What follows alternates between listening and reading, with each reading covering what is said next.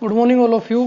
पिछली वीडियो में हमने अपना जो राजनीतिक विज्ञान है इस विषय को अंतरिम मंत्रिमंडल तक हमने पढ़ लिया था। आगे हम आज स्टार्ट करेंगे कॉन्स्टिट्यूशन असेंबली का जो आगे के जो इसमें प्रक्रिया थी उसको आज हम पढ़ेंगे। संविधान सभा की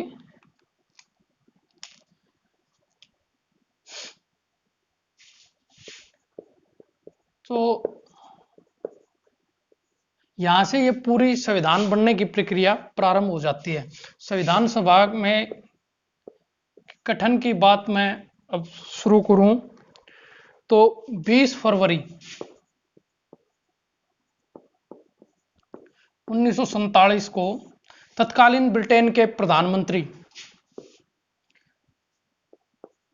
जो ब्रिटेन के पीएम थे, क्लीमेंट एटली, तत्कालीन ब्रिटिश पीएम जो क्लीमेंट एटली थे, उन्होंने भारत की स्वतंत्रता की घोषणा कर दी और इसी घोषणा के अनुरूप मार्च 1947 में अंतिम ब्रिटिश गवर्नर जनरल की नियुक्ति की गई, लॉर्ड माउंटबेटन।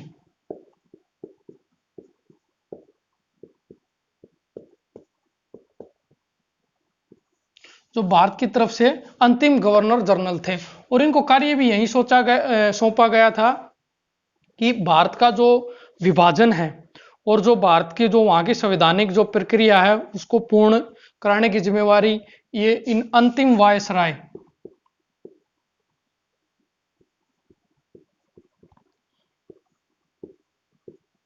भारत के जो अंतिम वायसराय थे वो लॉर्ड माउंटबेटन थे, जो ब्रिटेन की तरफ से थे। इनको जिम्मेवारी भारत के विभाजन की जिम्मेवारी सौंपी गई। 3 जून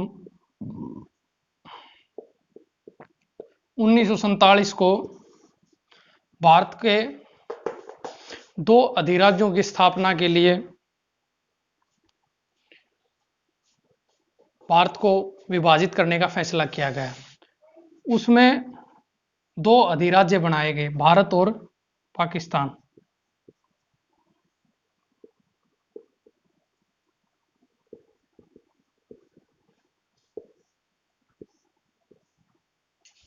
दोनों के ब्रिटिश गवर्नर के तौर पर लॉर्ड माउंटबेटन थे और दोनों के लिए एक एक गवर्नर जनरल, भारतीय गवर्नर जनरल की नियुक्ति की गई। इसमें भारत के गवर्नर जनरल थे राजगोपालाचार्य। इस विभाजन होने के पश्चात अंग्रेजों ने भारतीय स्वतंत्रता अधिनियम, जो आगे चल करके 4 जुलाई को पेश होगा, इसमें जो तमाम देशी रियासतें थी उनको यह छूट प्रदान की गई, चाहे तो वो भारत में मिले, चाहे वो पाकिस्तान में मिले, चाहे वो स्वतंत्र भी रह सकती थी, इंडिपेंडेंट भी वो रह सकती थी, ये उनके ऊपर छोड़ा गया। अब आगे बात करूं तो मैं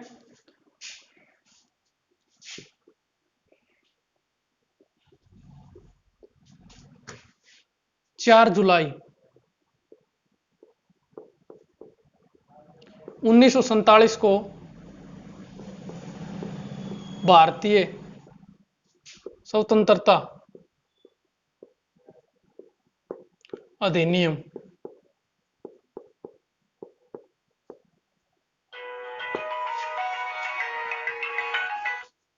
भारतीय स्वतंत्रता अधिनियम ये ब्रिटेन की पार्लियामेंट में 4 जुलाई 1947 को पेश किया गया। इस प्रस्ताव को 18 जुलाई 1947 को ब्रिटिश पार्लियामेंट द्वारा पारित कर दिया गया। इसको पारित कर दिया गया। इस प्रस्ताव के अनुसार भारत को 2 अधिराज्यों में बांटा गया, जैसा कि मैंने बताया आपको, भारत और पाकिस्तान। उसमें करीब करीब 564 से ज्यादा देशी रियासतें थी जिनको पूर्णतः स्वतंत्रता प्रदान की गई, चाहे तो वो भारत में मिले, चाहे पाकिस्तान के अंदर मिले, चाहे आप इंडिपेंडेंट रहे, वो आपकी खुद की अपनी मर्जी है। इस 18 जुलाई को 1947 को ये अधिनियम पारित होने के बाद भारत की जो कॉन्स्टिट्यूशनल असेंबली है उसके जो गठन की प्रक्रिया थी वो और एक कदम आगे बढ़ी।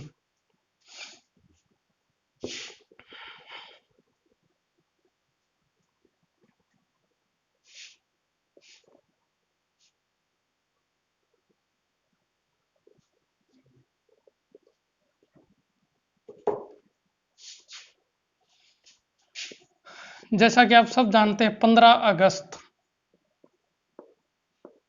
1947 को भारत देश आजाद हुआ और 14 अगस्त को जैसा कि पाकिस्तान के लोग मानते हैं कि वो आजाद हुए। दो अधिराज्यों की अलग अलग स्थापना कर दी गई। जैसा कि मैंने पहले भी बताया, सबको स्वतंत्रता दी गई, वो चाहे किसी देश में सम्मिलित हों, चाहे किसी दोनों देशों से तटस्थ रहें, अर्थात उनमें से ना मिले। 15 अगस्त 1947 को आजाद होने के बाद संविधान सभा के संरचना में बननी स्टार्ट हुई।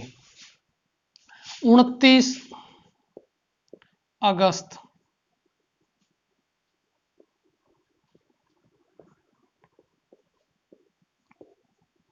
1947 को प्रारूप समिति अर्थात ड्राफ्टिंग कमेटी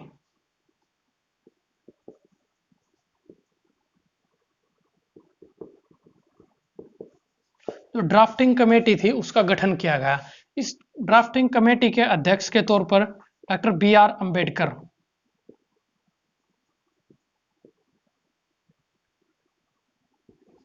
उसमें के जाने माने शिक्षाविद और एक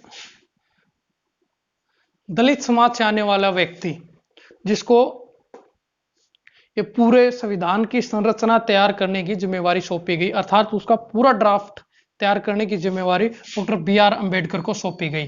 उनके साथ इसमें 6 अन्य सदस्य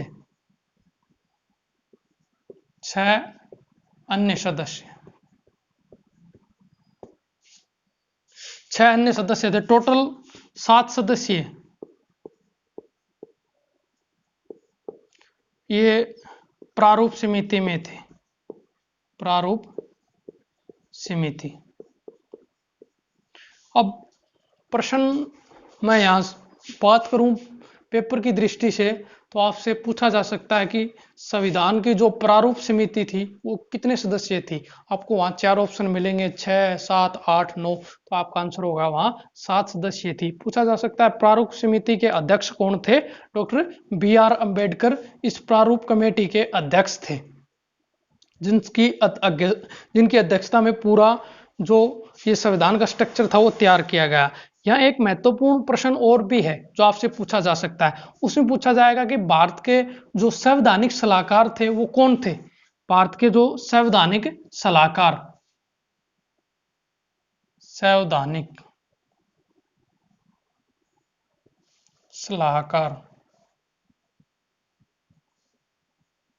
ये थे बी.एन. राव, बेनेगल नगेंद्र राव, इनका पूरा नाम है बेनेगल नगेंद्र राव। ये भारत के संवैधानिक सलाहकार थे। पूरी संविधान को जो एडवाइज करने का काम किया इन्होंने किया। उस समय के जाने माने प्रसिद्ध वकील थे जिनको भारत का बतौर संवैधानिक सलाहकार नियुक्त किया गया। उस स्वतंत्रता के पश्चात इस ड्राफ्टिंग कमेटी के अलावा भारत के अंदर और भी 6 समितियां गठित की गई, जिनका जिक्र हम अब करेंगे। अन्य समितियां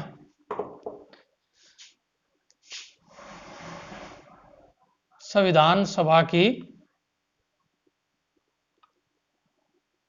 इसमें महत्वपूर्ण समिति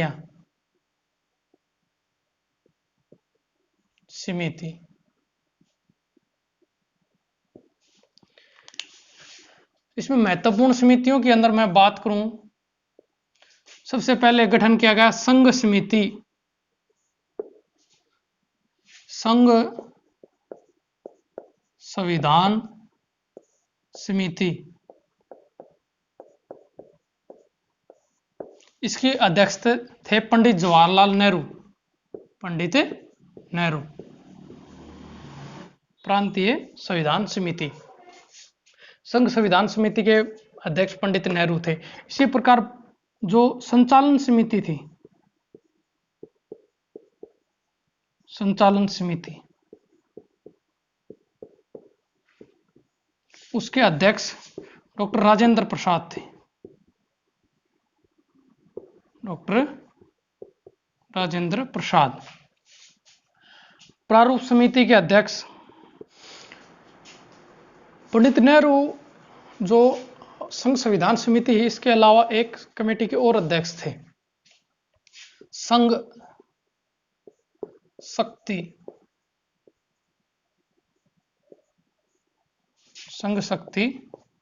जो समिति थी उसके अध्यक्ष भी पंडित नेहरू ही थे। इन दो कमेटियों के अध्यक्ष था पंडित नेहरू कर रहे थे। इसी प्रकार जो एक महत्वपूर्ण कमेटी जिसकी मैं बात करूं,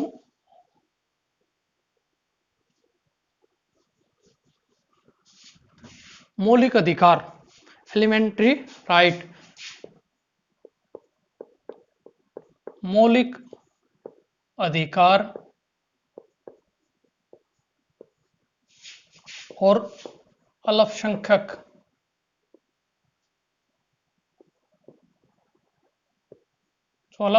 मामलों के जो कमेटी थी उसकी अध्यक्षता भी सरदार पटेल कर रहे थे। इन 7 कमेटियों के अलावा 2 उप समितियां भी थी।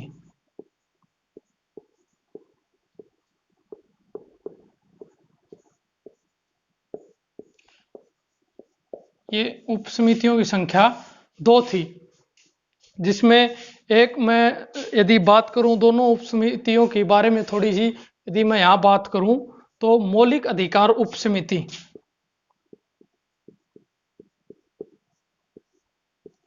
मौलिक अधिकार उप समिति,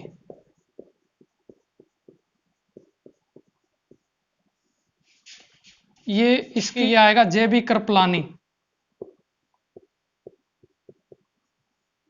जो मौलिक अधिकारों की उप समिति थी उसकी अध्यक्षता जेबी कृपलानी कर रहे थे और अल्पसंख्यक संबंधित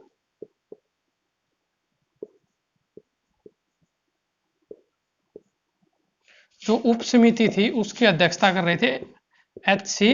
मुखर्जी। ये 2 समितियां थी जिसके बारे में मैंने बताया, संघ संवैधानिक समिति और संघ शक्ति समिति, जिसकी अध्यक्षता पंडित नेहरू ने की। राज्य की जो जो प्रांतीय शक्ति समिति थी जिसकी अध्यक्षता सरदार पटेल ने की, और मौलिक अधिकार और अल्पसंख्यक मामलों की जो कमेटी थी उसके भी अध्यक्ष पंडित जवाहरलाल नेहरू थे। और जिसमें मैंने आपको बताया कि प्रारूप समिति के अध्यक्ष डॉक्टर बी.आर. अम्बेडकर खुद थे, जिन्होंने पूरे संविधान को ड्राफ्ट किया। और जो संचालन समिति थी, जो पूरे संवैधानिक जो प्रक्रिया थी जिसका वो संचालन कर रही थी, उसके अध्यक्ष राजेंद्र प्रसाद थे, जो भारत के बाद में प्रथम राष्ट्रपति भी निर्वाचित हुए। अब यहाँ से ये कमेटियां बनने के बाद इन कमेटियों को अपना कार्य प्रारंभ किया। इसके बाद इसके बाद का जो काम है वो संविधान सभा के गठन का है, जिसमें संविधान सभा इन जो ड्राफ्टिंग कमेटी के द्वारा जो इन विभिन्न कमेटियों का गठन किया गया है, जो इनके द्वारा प्रारूप तैयार किया जाएगा उसके ऊपर विचार करेगी। इन कमेटियों का गठन इसलिए किया गया था। आज के लिए हम इस वीडियो में इतना सा काम करेंगे और नेक्स्ट टाइम हम आगे अपना